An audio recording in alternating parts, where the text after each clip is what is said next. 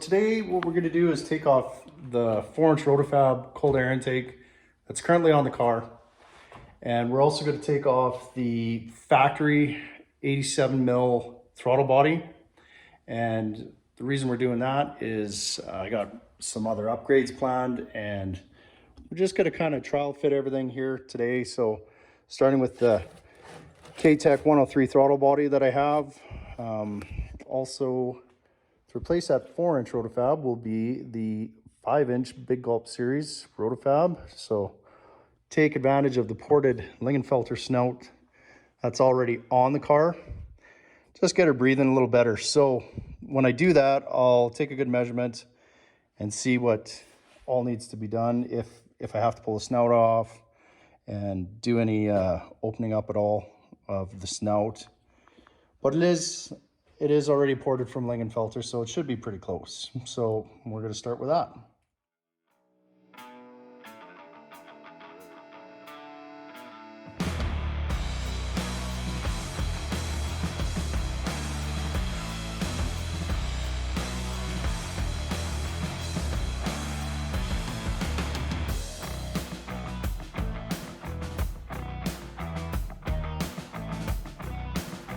Okay, next we're going to pull a throttle body. 14 mil studs.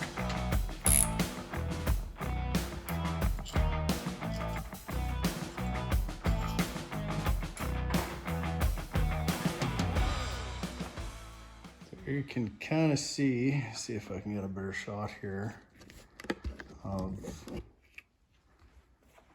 the port job from Lingenfelter. So they just kind of opened her up, smoothened everything out. There's still lots that can be taken out of these things if you send them to Calling Performance or Joker or Synergy, I think is the other company that does it. So this is more just a quick open up. So I'll have a measure here and see if I'm going to have to open it up anymore, or maybe even have to send it out to get it ported, or just leave it like this for the first set of mods. The supercharger snout isn't ported out enough, so can't go any farther with that. The new air box will be no problem putting it in, as well as moving the washer bottle with the Rotofab washer kit, washer reservoir relocation kit. That's not a problem. So what I'm going to start on next is wheels and tires. Take those off. And then I'm going to take the skid plate off, or the aero plate, and that's underneath the car here. A whole bunch of bolts. That's got to come off. The ZL1 add-ons tow hook's got to come off. Then I'm going to start working on disassembling the front.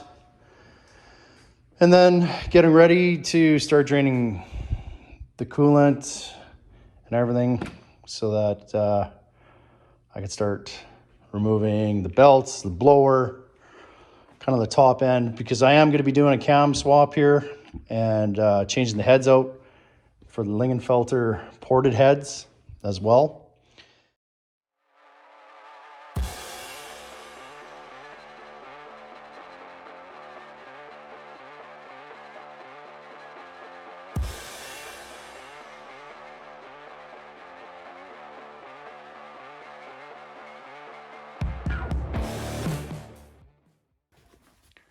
Okay, next I gotta take the top bolts off and pop clips off the front fascia here. And once the other inner fender well is removed, we should be able to pop it right off.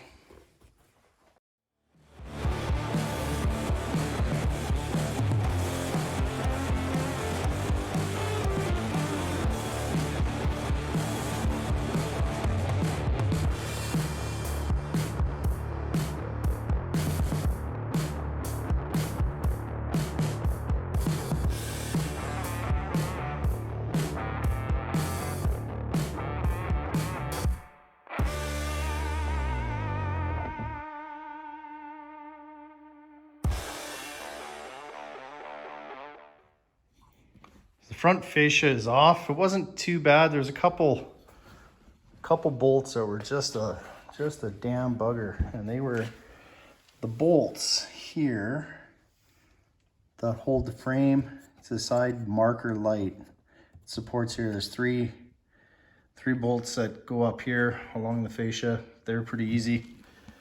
But they were these ones here, these tabs. So there's bolts that go in this way, and there's just no room. But other than those two, it came off pretty good.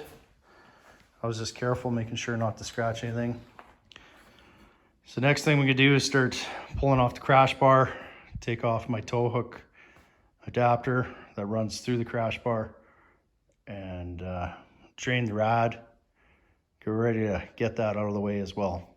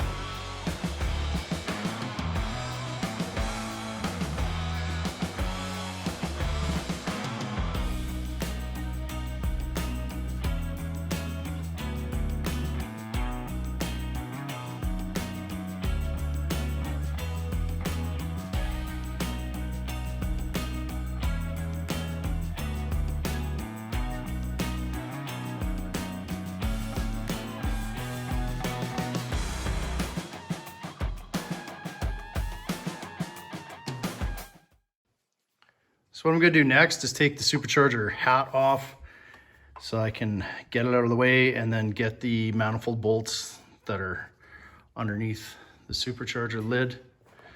There's two in the back of the lid that are just a real bugger to get. And last time I had the supercharger off, let's see if I can get a picture of it. In the cowl, I dremeled two access holes so I can run, you can kind of see it there. So I can run a socket, an extension down through there. There's other ways to do it. Some guys have pried it up, and that was just the easiest way that I found to do it. So that's already done, so I don't got to worry about that. Once it's all together, you can't see it. The Dynamat seals it, so there's no water leakage or anything like that. So that's what we're going to do next.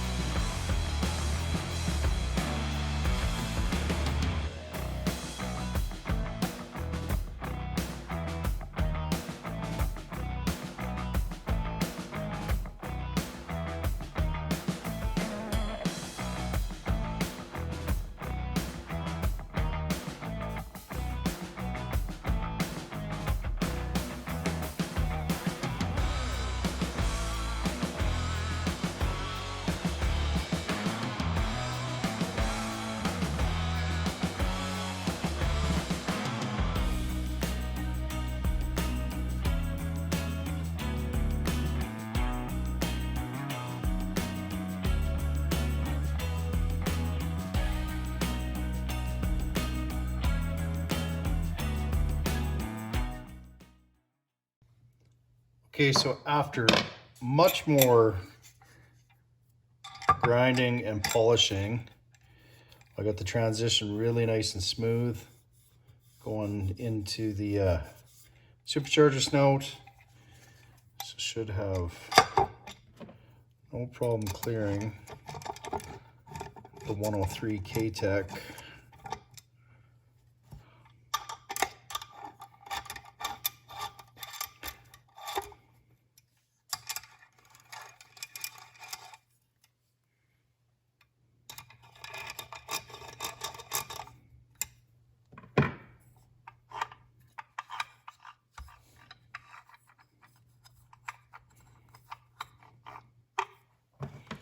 Yep, no problem at all. Let's work down a little more.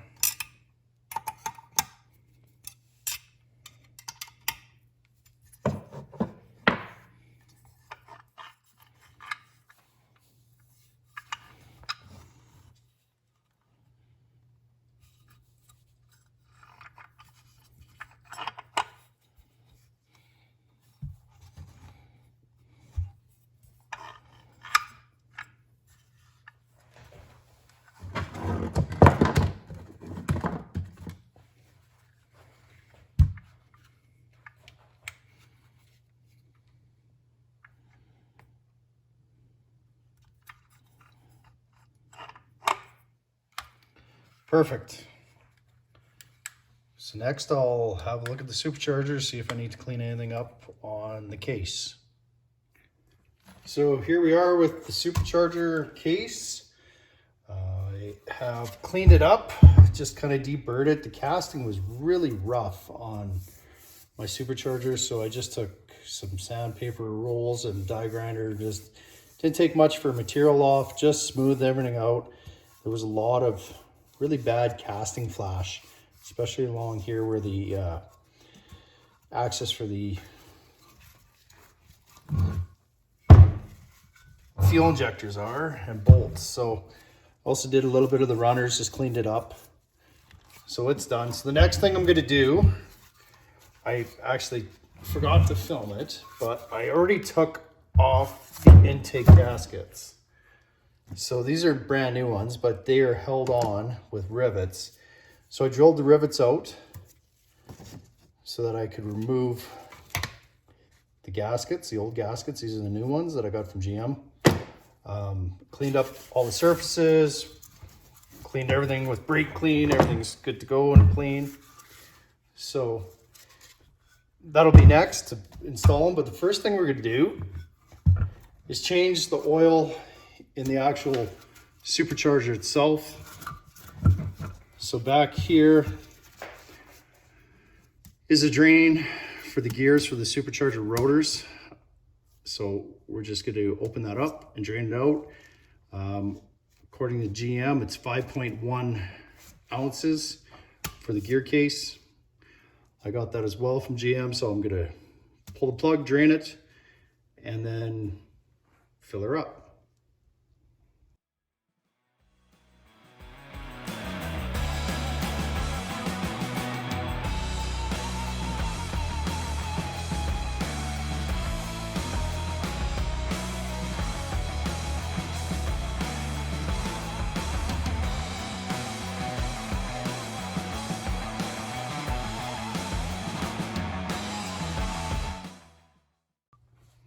Okay, so all the change is done. You just pull the plug, drain it, and then fill it back up just till it starts dribbling out.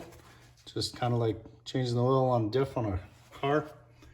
So that's all done, and now I'll go ahead and put the intake gaskets on and secure them with the rivets.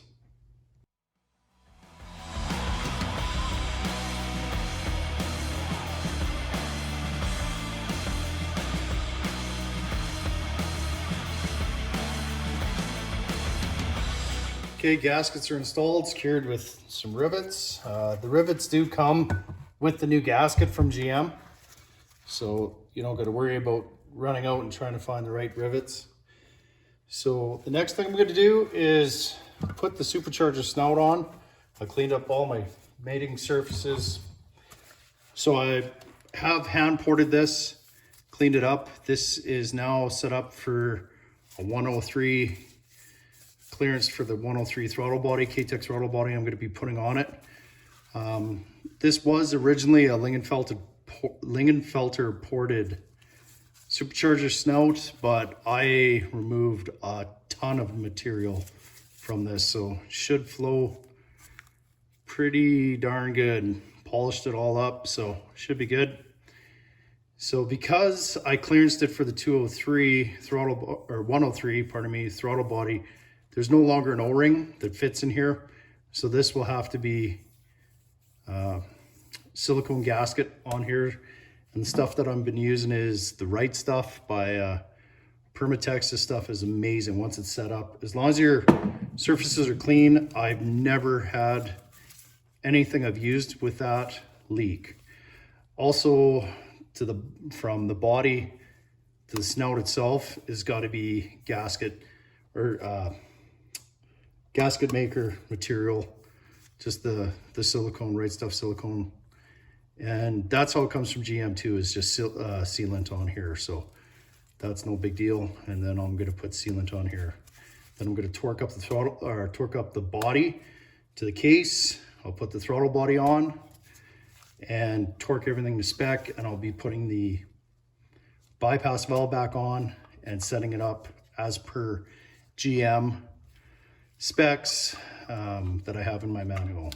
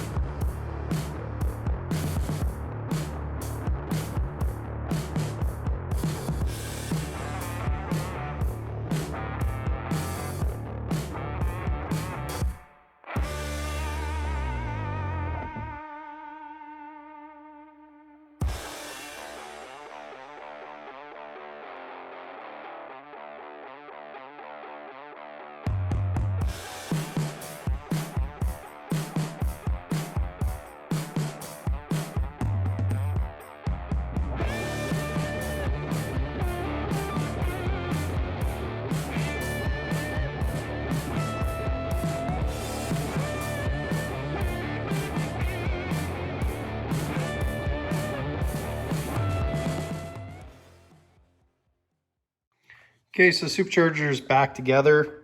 Throttle body's on. I got the bypass valve on now, and I'm just adjusting it.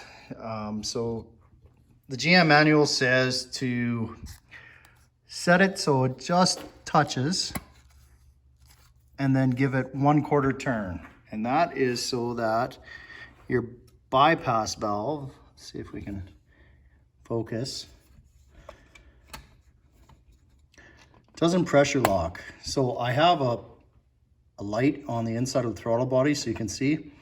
So at a 1/4 turn, it's about there, which is going to lose quite a bit of boost. So most guys will close it up just a bit, but you don't want it touching under and have your bypass valve stick in the supercharger snout itself and not function correctly.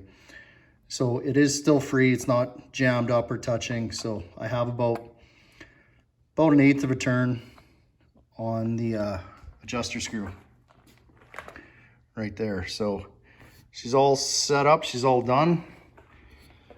Gaskets are on, just waiting for my brick to be finished welding up. I got reinforcement plates being welded onto it right now, and then should be good to reassemble the supercharger and start the cam job.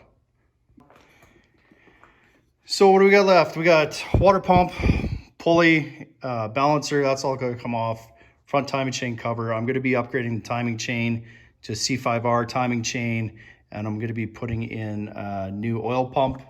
Heads are going to be replaced, and I'm going to be doing a trunnion upgrade to the rocker arms. I have a set of CHE trunnion bushings, so eliminate the stock needle bearings that are prone to fail in the rocker arms. So thanks for watching. That's a wrap for this video, and if you like, give me a thumbs up and subscribe, and we'll catch you next time.